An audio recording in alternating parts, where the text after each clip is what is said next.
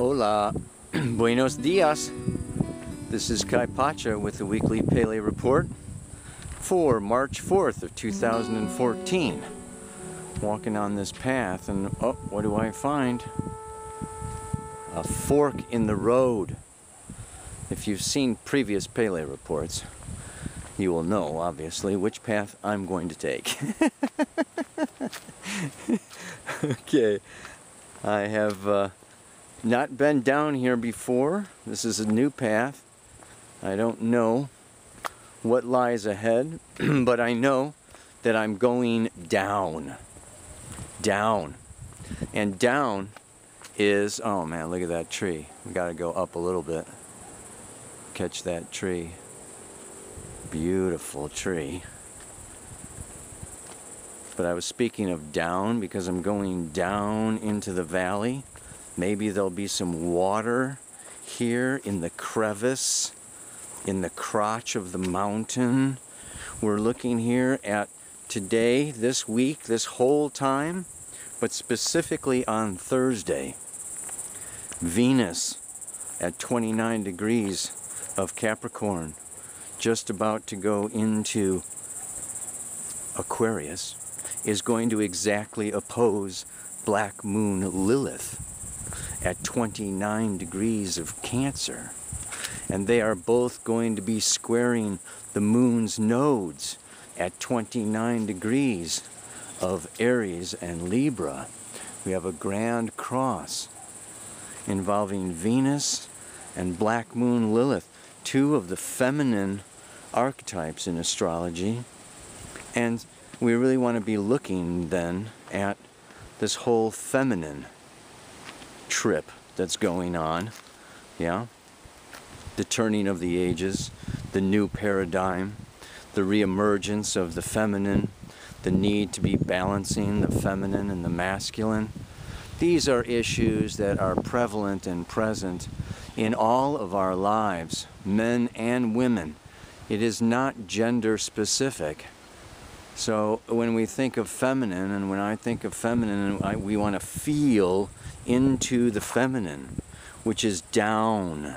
So I'm going down, and it's in. We want to go in. And it's in astrology, it's water and earth, which are heavy and go down. It's the masculine that is light, airy, fiery, intellectual, clear, structured, bureaucratic, political, yeah, intelligent, ordered. It's the feminine, the mother nature that is unpredictable, that is chaotic, that is passionate, that is full of change, like the moon changing her phases. And so this life is this balance between, this attempt to really not go too far, like the United States is overly structured, overly intellectual, overly rigid, overly masculine, capitalistic, self-oriented. And we could say there are other countries down in the south that are absolutely full of chaos. And you can't get anything done, and there's no structure, and it's all absolutely wild and crazy and emotional and tense, yeah, passionate, whatever, yeah? So we can see that, you know, whether it's in our personal lives and in our relationship lives, in our political lives, our cultural lives, there is this need now to become aware of and balance our masculine and feminine. And I'm going to talk about it a little more. I've made it down to the bottom of the creek. And you know, I love to be out in nature, out in the wild, but I've got to say I am in downtown San Jose. And, you know, part of what we're all dealing with these days is, in some ways, it's the end of the dream, the death of the dream, the illusions, the fantasies, and a coming to terms with what really is, yeah? And part of what really is, I hate to say, yeah, is litter, is pollution, is the masculine disregard for the feminine Mother Nature and Mother Earth. And it makes me want to cry when I see all the shit that people are dumping around. Oh, and how some of these beautiful creeks are so polluted. Anyway, I'm going to find a spot here and finish this report, ready or not. Hello! So where was I? Where were we? What's going on here? There is so much going on. It's impossible to squeeze everything that's going on here into these little Pele reports. So maybe the first thing I could start out with is, you know, I'm doing a subscription thing. You know, you can join, and every month I do 2 half-hour Pele reports, and I get a guest expert in, and I do a question and answer webinar, and you get my book and my webinar, you know, printouts if you want to learn astrology. It's and we can go into a lot more of what's going on now in deeper and deeper ways, because it's just it's too much to cover in a 15 minutes a week thing, you know. I'm also excited about going to Florida and doing the solstice, June 21st, in northern Florida, Cocoa Beach, Orlando. I'm going to be around there doing a couple of workshops, and then I'm going to be swimming with the dolphins out in the Bahamas towards the end of June. I'd love you to join me, and this is, of course, getting in touch with the water element, with the dolphins, with the feminine. And doing sacred ceremony is feminine, and we really want to balance this masculine-feminine dynamic that's going on right now. Speaking of which, the moon is now in Taurus. Yeah, Thursday it goes into Gemini. We had our new moon in Pisces. Yeah, then it went through Aries, now it's in Taurus. It's coming into Gemini for that square, 17 degrees on Saturday. Sun square moon. And then she's going to move into Cancer on Sunday. So this is the movement of the moon. We're in that first quarter, which is a time to step out, initiate, begin. And begin what? Begin healing. Today, the sun is conjunct Chiron in Pisces. And I want to be talking about that as a healing crisis. This is a time where we're all dealing with crisis. This Uranus-Pluto square is coming in very powerfully. Now we've got Venus-Lilith squaring the nodes. Saturn is still in Scorpio for another year. So we've got this Pluto, Saturn in Scorpio, Black Moon Lilith energy squaring the nodes, Sun on Chiron. We're dealing with intensity. We're dealing with crisis, we're dealing with death, we're dealing with surrender, grief, loss, letting go. This is what the collective now is all working with, working on, and what it's all about is what I want to talk about. But first I want to give you the rest of the aspects. Jupiter is stationary, going direct this week. So it's great that Mars and Saturn did their turnaround last weekend, and Jupiter's been going back to 10 degrees of Cancer. Now it's going to go direct. It's been retrograde. Mercury is coming, you know, forward again. It turned direct, and it's re-squaring Saturn again for the 3rd time. Its final pass, which is again sobering, has to do with depression. Has to do with serious contemplation of the realities that we are getting faced with. The realities of time and space, Mercury, Saturn. The realities that we only have so much time in this space, on this planet, in these bodies. And that we want to make the most of it and use it.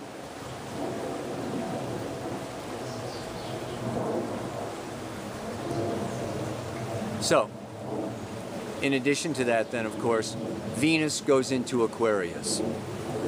Venus has been in Capricorn since November 5th, That is 4 months. And here Venus usually spends a month in a sign, goes right around with the sun. Spent 4 months in Capricorn. Did this triple conjunction with Pluto. It's been deep. So this goddess, yeah, the goddess of Venus, the goddess of love and beauty, Inanna, that did this descent into Pluto, is now coming out. And she's coming out in a mature way. She's a grandmother now. She's a crone. She's an adult. She's a wizened, been through the tunnel, been through hell. And now she's coming into Aquarius. And this 29 degrees is the last degree. All the signs have 30 degrees. So this 29th degree, it's called a critical degree. It's like the last degree. It's the last chance. It's the last opportunity to do that. And we've had Black Moon Lilith moving through Cancer for 9 months since last June. And, you know, she's moving into Leo. This is the mean motion of Black Moon Lilith. We've had 9 months of, and I have to give you a little bit of my interpretation of Lilith. Again, she's a huge archetype for me. She is, you know, the sister of Gaia, the other point of the gravitational core that holds the moon's orbit in place. The moon's orbit is elliptical, not circular. So this Black Moon Lilith is this point of the ellipse, the center of the ellipse, along with the center of the Earth, that holds that moon in her orbit. So Lilith is very powerful. And if we look at all the mythology, basically, you know, you can download, I do a whole Lilith workshop.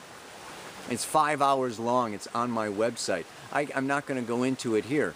But I'm going to say that the interpretation that I use of Lilith, she has to do with self-rejection of our inner truth. Where she falls in your natal birth chart and where she is transiting is where we need to look at how we have rejected that aspect or element of ourselves and bring it back.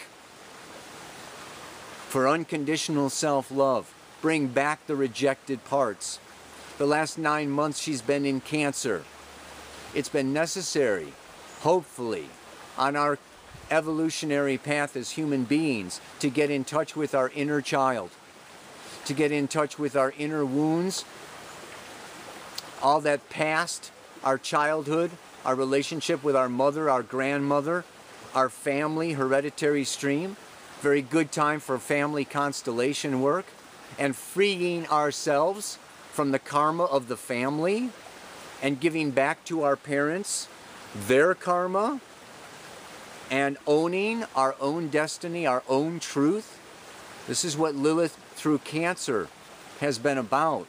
And it's been a very time to get in touch with our emotions, our feelings that have been rejected, that have been repressed. And of course, repression leads to anger. And underneath that anger is this place where, you know, there's grief. And grief is the wise, great teacher that brings us illumination as to our core inner truth of who we are. So the good aspect of Lilith is that when we do our inner work, she becomes the champion. So through Cancer, it's been time for us to champion children, the vulnerable, the weak, the innocent, the unprotected, Mother Nature, the planet. She wants to champion those things because she's felt the pain, the grief, the wound of being hurt by 6,500 years of patriarchy. Now she's going into Leo. And for the next 9 months, yeah, this is a time for us to get in touch with that rejected part of ourselves. The lion, the lioness, the fire. It's time for us to step up. And in July, Jupiter is going to join her in Leo. So what we're doing now is, this is kind of a death time. There's a lot of people leaving the physical. There's a lot of death around us, and there's going to be more of it, and we're going to see this ending, this change, this shift that's going on with our friends, family, relatives. It'll be also, we can see the death of economies, the death of the dollar. I'm going to talk about that later, but the death of a way of life. In astrology, there's no death. Scorpio and the 8th house and Pluto have to do with ultimate transformation into something new that requires the release and the letting go of something that's no longer assisting our evolutionary path, our purpose. And it can be hard when we become emotionally attached. So death always teaches us to be here, to make the most of it, to dig in and dive in and do the change and do what we came here to do and find our purpose and not get caught up, not come codependent, not lean on, not get too horizontal, but stay in that vertical. This is where the power is. This is where the truth is. This is where our infinite spiritual self is. And of course, that is the feminine. Cancer, midnight, down, inner. So this opposition between Venus and Lilith is calling us to balance the Leo Aquarius, the Cancer Capricorn, right at that cuspal point. And what is that? Well, it is the balance between the old crone, the objective, moving into Aquarius, non-attachment, looking at the whole planet, looking at all of our friends and family and corporations and global realities, versus Lilith in Leo, Cancer, cusp. I, me, my. I need to shine. I'm special. I need to do something. I need to create something. I need to make something. I, me, my. I'm the star of the show. I need to get going. I need to charge. It's very subjective and inner. So we've got this pull going on now, and we can be being pulled in both directions. And the worst part of an opposition is that we can take a stand in one side or the other and project.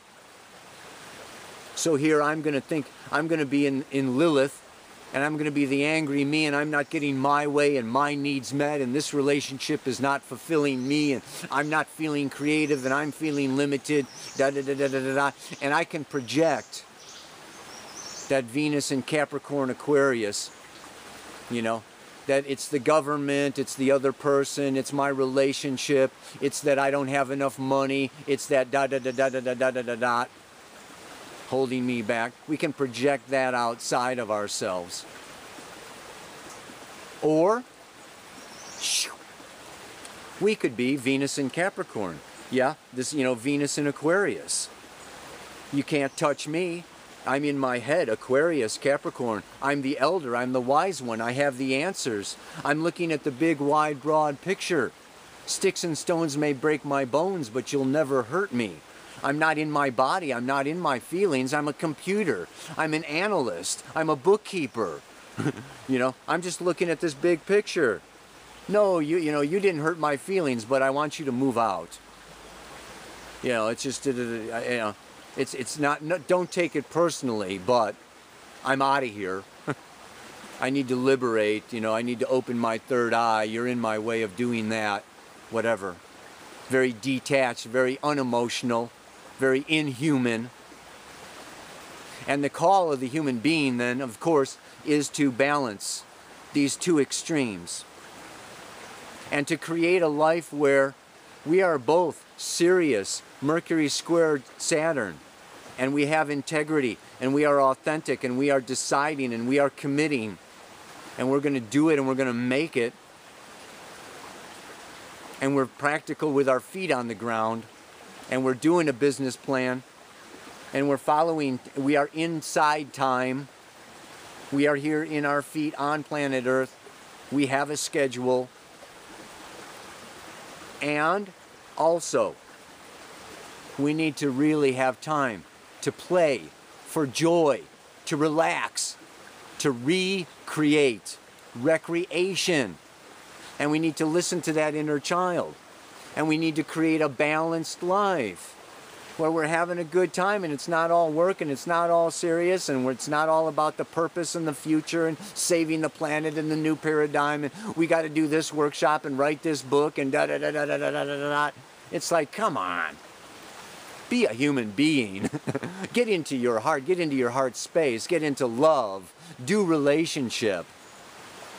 Go into the feelings is where we're vulnerable, where we can get hurt, where we can get betrayed, abandoned, where we feel our losses, and where we connect emotionally, sexually with others. And we have love. And it's all about love, and love is all there is. This is this Cancer Leo. Come on, I want to snuggle. You know. So it's this time where we have to balance our snuggling, you know, with our bigger, wider, greater, broader purpose, and find a way, create a life that includes both, that is both, because they complement each other, and they need each other. My subjective self, I need a bigger, wider, broader purpose. This is the new paradigm. This is what humanity is learning. We are not islands. We are not living in a vacuum. Our purpose, Cancer Leo, particularly Leo, my purpose has to do with community, the future, the global reality, Mother Nature, other people, which I think I hear some other people coming. Yikes. Got to wrap it up here. And so the mantra for today: death as my constant companion, like grief, is here to remind. Death as my constant companion, like grief, is here to remind that beneath the surface of daily life, my soul's purpose I must find in time.